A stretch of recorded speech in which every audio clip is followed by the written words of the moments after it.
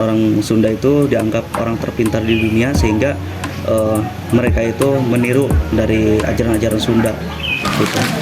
Nah teman-teman, kali ini saya bertemu dengan pakar budaya bahasa Sunda dari Universitas Muhammadiyah Kuningan, yaitu ada namanya siapa Kang? Gunawan. Kang Gunawan, alhamdulillah. Biasa disebut dengan Kang Gunawan Sundani. Kita akan coba bertanya nih. Katanya bahasa Sunda itu ada di Belanda. Nah itu kira-kira sejarahnya tuh gimana Kang? Sejarah secara singkat aja deh. Jadi berdasarkan yang saya ketahui dari secara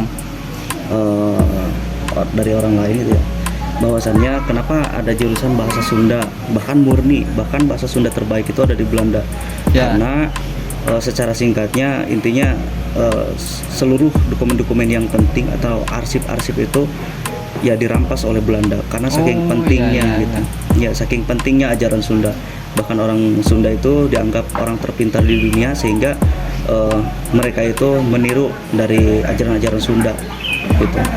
Oh iya, jadi karena memang budaya itu Sunda ya, budaya Sunda itu sangat luar biasa ya, sehingga sampai diambil begitu ya naskah-naskahnya, katanya sampai sekarang masih ada di sana ya? Iya masih. Oh iya. Bahkan masih banyak arsip-arsip yang masih belum bisa dikaji gitu oleh para akademisi, dan itu sekarang juga udah mulai banyak sih gitu kan yang kalau di Facebook dari dosen-dosen Universitas Leiden. Ya. Nah itu udah banyak yang dipublikasi di Facebook, sosial media yang lainnya lah.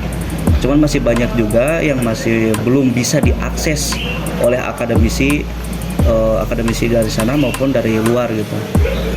Oh iya begitu ya teman-teman. Karena jangan heran nih kalau misalkan ada bule yang bisa ngomong bahasa Sunda gitu ya, terutama di Belanda, karena memang sejarahnya demikian ya Kang ya. Bahkan di sangat UP luar biasa. Bahkan di UP banyak orang Eropa yang kuliah bahasa Sunda di UP itu. Oh iya. Bahkan di seluruh dunia itu yang universitas yang mengadakan bahasa Sunda itu hanya ada di mana Kang? Cuman ada 3. Yang Cuma pertama ada di 3. Leiden, yang kedua di Universitas Pendidikan Indonesia yaitu di UPI, dan yang kedua di Universitas Muhammadiyah Kuningan. Wah ya, sangat luar biasa sekali. Jadi teman-teman, itu saja dulu pembahasan kita terkait dengan budaya bahasa Sunda. Next kita akan coba bahas lebih dalam lagi. Terima kasih, sampai jumpa. Sampurasun.